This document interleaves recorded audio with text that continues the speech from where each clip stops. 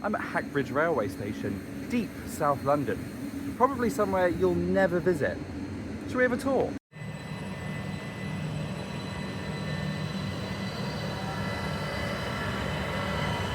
South of Mitcham, Hackbridge might be considered an offspring of Sutton, and sits on the Sutton Loop, a popular railway used by Thameslink. Served by 4 trains per hour in each direction, it's a station for local commuters. The station is fairly ugly, with several different eras making up the stations. Built way back in the 1800s, the station has very little character or charm from back then. Hackbridge itself is undergoing lots of change, but more on that later. It's a station you'd easily forget, all the more reason to visit.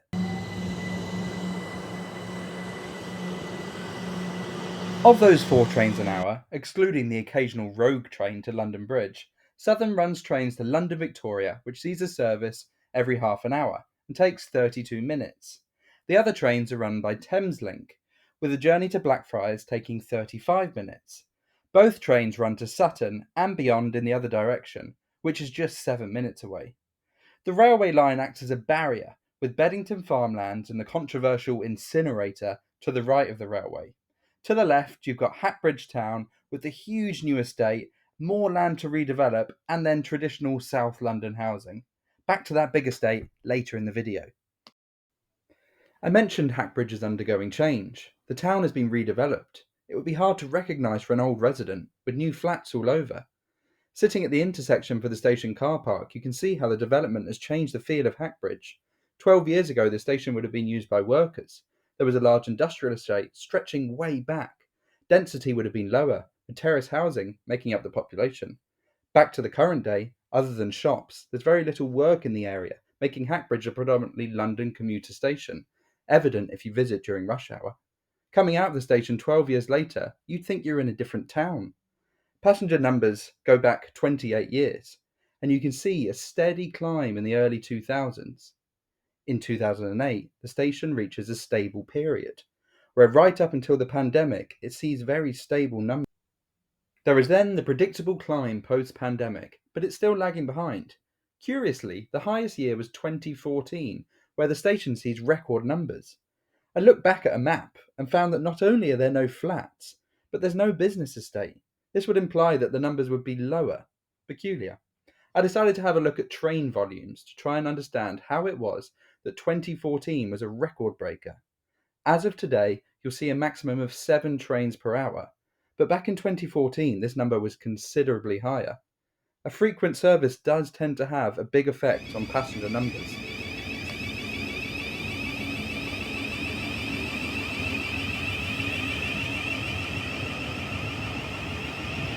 The station does have step-free access from both platforms. There's a small sign on platform 2 showing a secret exit, which takes you out on a long ramp.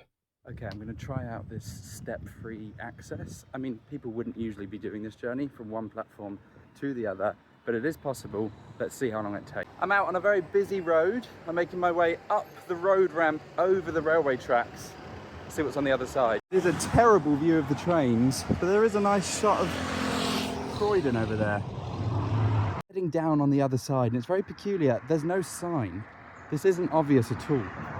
Here we are. Small sign, platform 2, hidden behind the leaves. It's a lovely peaceful path. This is a big park over here. You've got some cycle storage, and it looks like I'm coming up to the station. We've got some oyster readers, and we are on the other side of Hackbridge Station.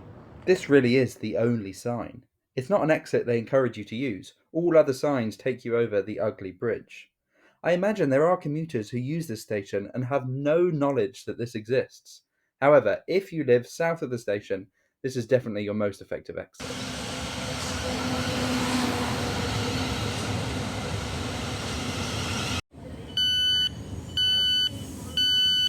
Hackbridge really is an ugly station, with additions being added in what looks like various decades, and the end product is a very unusual mix. I'll show you the station building soon, a newer separate building used for basic facilities. However, looking off the footbridge, you can see a beautiful, traditional, original station building, with the awning painted in the usual southern colours. Whilst that station building on the inside is actually quite lovely, the station building on the outside has been wrapped by this dentist, but it's closed. and it's just a bit ugly. I couldn't see any information about the dentist, but it certainly doesn't look like it's used. I would love to visit a dentist with a platform view. Now, let's get to that newest station building, which was manned by a lovely member of Southern staff.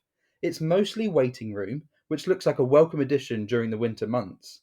There was a screen inside showing train times and a ticket booth, which did open while I was at the station. There does appear to be a nice sense of community here, with some local flyers on the wall and two book swap shelves. It felt like a great setup for a small station, and the member of staff was certainly proud of her station.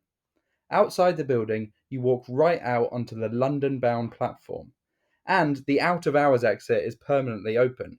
You pass some ticket machines and a lovely sign showing some old Thameslink branding, as well as some boxes for other providers. Outside of the station, there is an excessive collection of lockers for the residents alongside more bicycle storage. It is an ugly setting, it's an ugly station, but it still holds so much charm. Now, a trip to Hackbridge wouldn't be right without visiting the brand new development, which is absolutely massive and next door. Known as New Mill Quarter, this development brings 440 new homes to Hackbridge. It's a mixture of 1 and 2 bedroom flats and tall 3 bedroom townhouses, and everything is built around this central park. I am usually a fan of new build developments, but I've got to say this one is testing me. Just not sure about these buildings. Dead flower walls, huge brick walls hiding parking, and then quite ugly flats. Whilst I don't so much mind the townhouses, the flats in this development are a little soulless for me. Once you gain access, you'll walk up to these large balcony levels where you can access front doors. It feels very reminiscent of what you'd see in older London public housing. Whilst I enjoy the front of these townhouses, it is safe to say I'm less enthused by the rear. However, you cannot deny the fantastic access to Hackbridge Station, which sits just across this busy road. Well, that's that. Hackbridge Station. Probably somewhere you'll never need to visit, but that's not to say it's boring. Thanks for watching. If you're still here, I want to say thank you for watching, and if you could leave some feedback in the comments, that would be great. This is my first ever video, so any comments you have are welcome, and I will take them on for my next videos. Thanks.